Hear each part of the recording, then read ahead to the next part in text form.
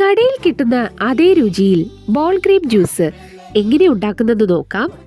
പഴുത്ത കുരുവില്ലാത്ത ball grapes വെള്ളത്തിലിട്ട് baking പൗഡറിലോ വിനീഗറിലോ മുക്കി അരമണിക്കൂർ വച്ച ശേഷം നന്നായിട്ട് കഴുകി വൃത്തിയാക്കുക.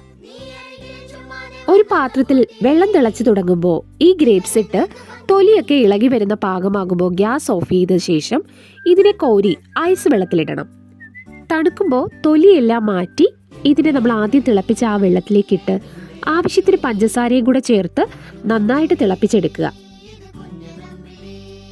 വെള്ളം തിളച്ച് വറ്റി പകുതിയാകുമ്പോൾ നമുക്കിതിനെ ഒന്ന് അരിച്ചെടുക്കാം.